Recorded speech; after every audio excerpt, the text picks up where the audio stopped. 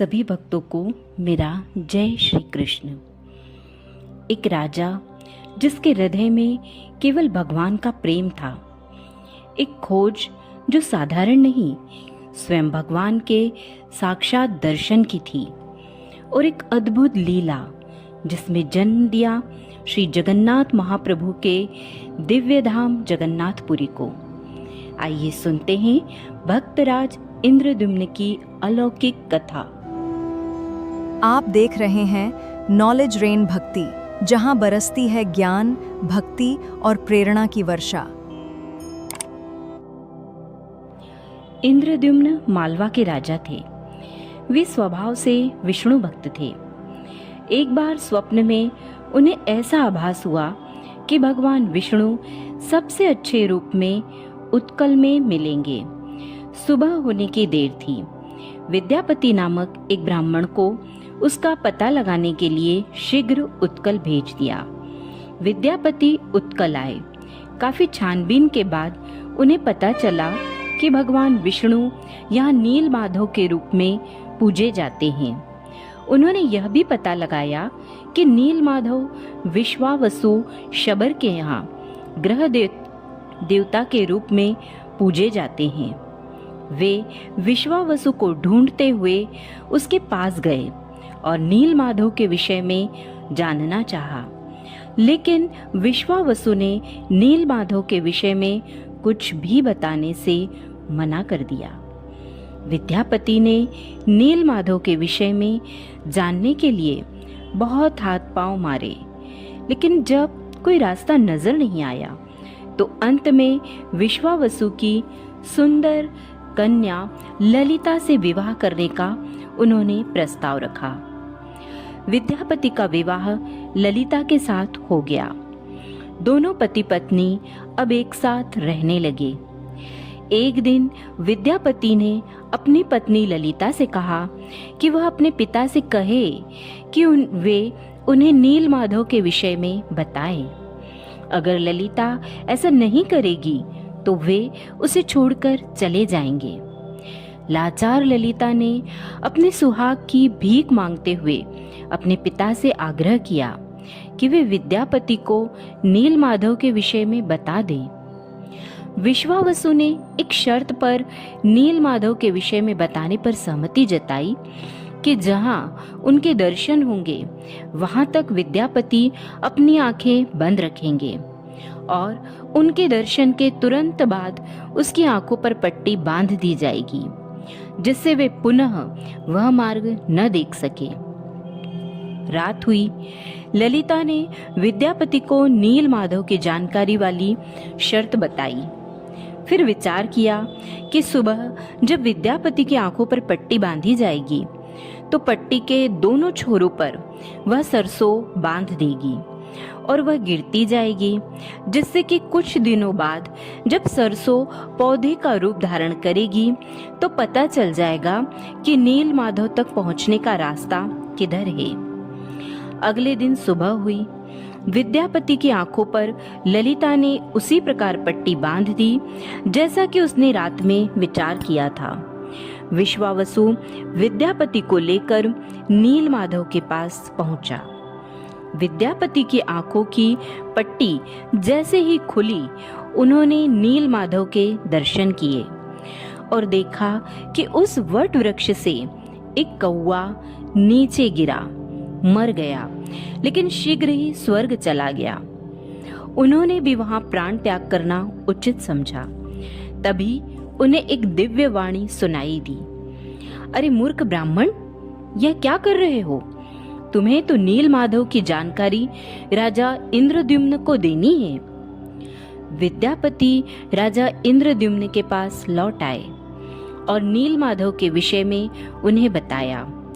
शीघ्र ही राजा इंद्रद्युम्न ओडिशा यात्रा के लिए निकल पड़े। जैसे ही वे उस स्थान पर पहुंचे, नील माधव अंतर्ध्यान हो चुके थे। वे निराश हो गए, लेकिन तुरंत एक दिव्य वाणी उन्हें सुनाई दी। निराश मत हो इंद्रद्युम्न, जाओ देखो, समुद्र में एक दारू लट्ठा तुम्हें तैरता मिलेगा। उसे लाकर तुम जगन्नाथ जी की, सुभद्रा जी और बलभद्र जी की मूर्तियां गढ़ो। कहा जाता है कि इंद्रद्युम्न ने ऐसा ही किया। आज भी श्रद्धालु भक्त समुदाय इसे इंद्रद्युम्न पर जगन्नाथ जी की कृपा ही मानता है। दूसरी कहानी और भी रोचक है। इंद्रद्युम्न की पत्नी का नाम गुंडीचा था। उसी के नाम पर पुरी में इंद्रद्युम्न ने एक महल बनवाया और उसका नाम रखा गुंडीचा घर। समुद्र के किनारे तैरते हुए दारू को गुंडीचा लाया गया। राजा दिन रात परेशान रहने लगे कि कैसे मूर्तियां तैयार की जाए। सबको निमंत्रण दिया कि जो कोई भी मूर्तियां गढ़ सकता है आए और उस पवित्र नीम काष्ठ से मूर्तियां गढ़े। एक एक करके अनेक बढ़ई आए और उल्टे पांव लौट गए, क्योंकि जो कोई उस लकड़ी पर अपनी कुल्हाड़ी चलाता था वह कुल्हाड़ी अपने आप टुकड़े टुकड़े हो जाती थी, भोदर हो जाती थी एवं किसी काम की नहीं रह जाती थी। राजा की चिंता और बढ़ गई। दिन रात उठते बैठते, खाते पीते, सोते जागते उसे एक ही चिंता घेरे रहती थी कि कैसे दारू ब्रह्म का निर्माण हो। एक दिन विश्वकर्मा एक वृद्ध बढ़ाई के रूप में वहां आए और स्वेच्छा से दारू ब्रह्म के निर्माण की इच्छा व्यक्त की, लेकिन 3 शर्त रखी। पहली, मूर्तियों के आकार प्रकार वे स्वयं सुनिश्चित करेंगे। दूसरी, मूर्तियों के निर्माण हेतु एक अलग घर उन्हें दिया जाए जिसको वे भीतर से बंद करके निर्माण करेंगे। और तीसरी, उन्हें इस काम के लिए कम से कम 21 दिनों का समय दिया जाए। राजा ने तीनों शर्तें मान ली। महादेवी बना दारू को रख कर और अंदर से कमरा बंद कर बढ़ई ने मूर्तियां बनाने का काम शुरू कर दिया।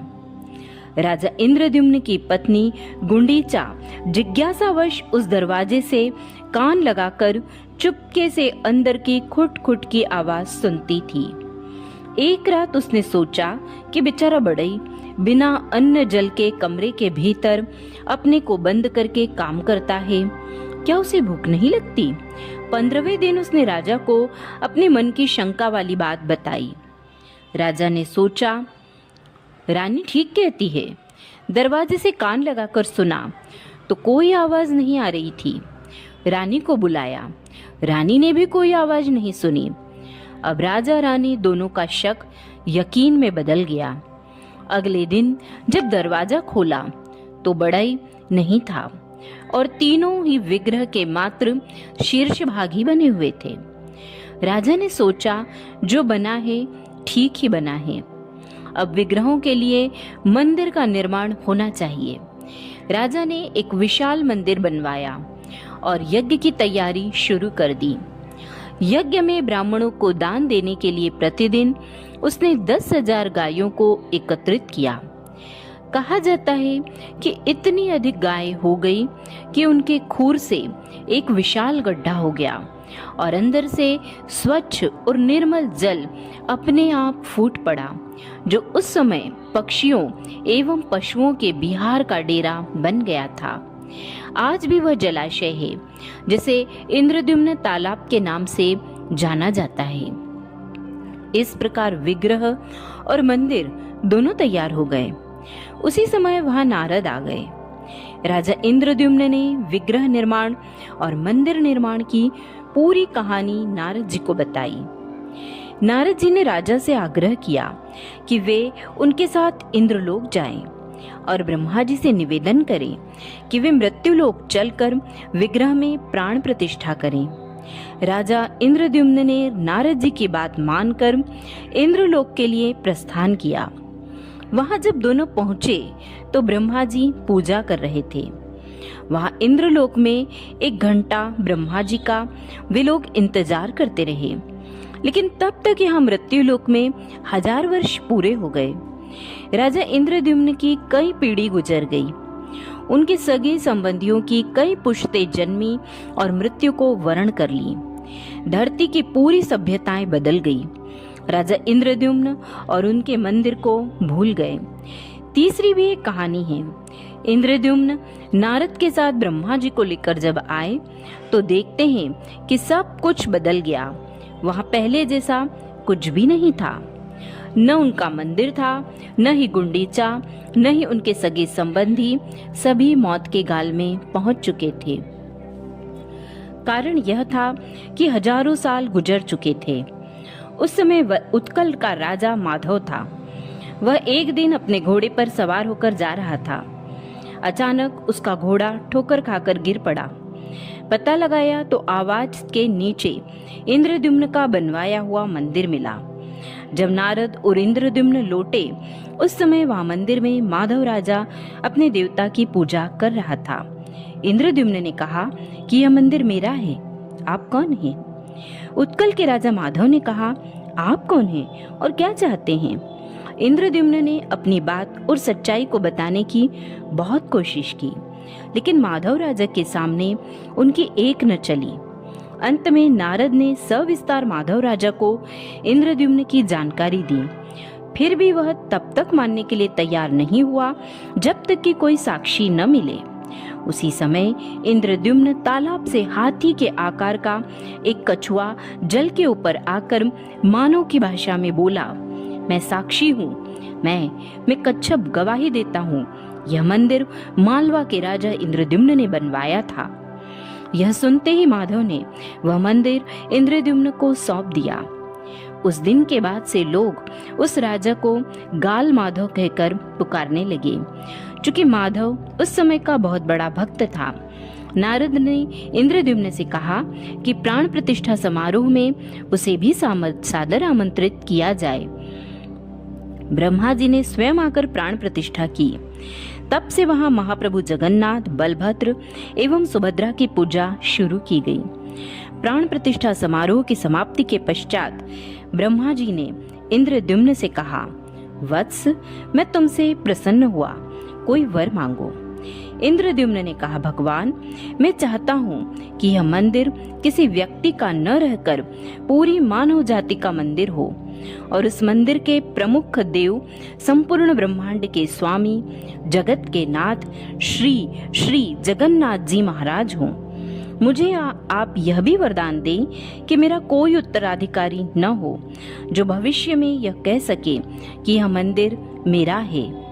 ब्रह्मा जी तथास्तु कहकर अपने लोक को चले गए। कहा जाता है कि विश्वावसुर, ललिता और विद्यापति की निस्वार्थ भक्ति व्यर्थ नहीं गई। विश्वावसु ने जगन्नाथ जी की सेवा दैतापति के रूप में, ललिता ने प्रसाद पकाकर शबर के रूप में और एक विद्यापति ने पति महापात्र के रूप में जगन्नाथ जी की सेवा की और भक्त जीवन को सार्थक बनाया। बोलो जगन्नाथ महाप्रभु की जय।